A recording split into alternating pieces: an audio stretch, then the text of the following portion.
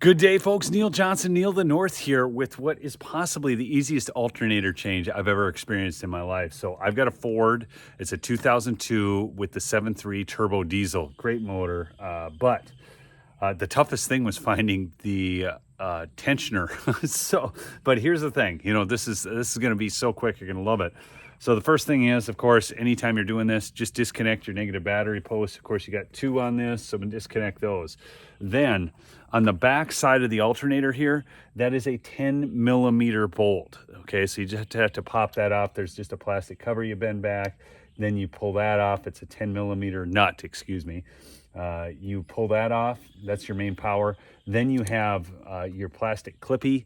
These things this does not have, if you look on this too, you probably can't see it there, but it's a very shallow catch.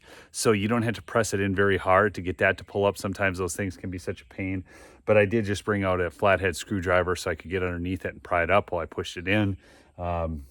That's real easy. Then it's these three bolts are what's holding your alternator on. Easy access at the top of the engine. This never happens. Okay, and those are 13 millimeter. So 13 millimeter. I've got them all popped out here. And so you just pop those out. Then this is going to come right out. See, I mean, the alternator is going to come right out. You're going to put the new one in. And then, you know, for the tensioner, this is the big thing here. It's right down here. There's actually two wheels, I guess I'm going to call them, two idlers, whatever. And you just take a 1/2-inch drive breaker bar. So that's what I've got. And there's right in the middle. I'm going to just pull this phone down here. And you can see it's right in the middle of those two. It's kind of different. I've never seen one like this. Usually it's just one wheel. But you put the 1/2-inch in there. You just pull that back like that. You get it loose. Your belt pops off. And then I'm just going to put this in reverse order. You know, just it's the easiest thing I've ever changed in my life for an alternator. So really excited about this.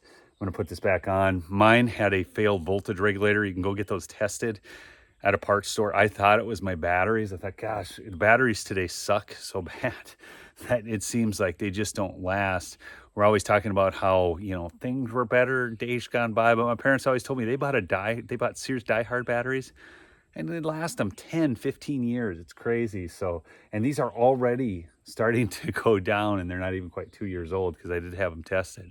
They're okay, but they're not great. So I don't know if it's recycled lead or what it is. I know they're not doing new lead mining. Maybe it's just you're not getting the good quality lead. I'm not sure what it is. If you know, leave a comment on that below. If you're new to the channel, please subscribe. I do some vehicle repairs. A lot of what I do over here is hunting, fishing, that kind of stuff. So anyways, peace out.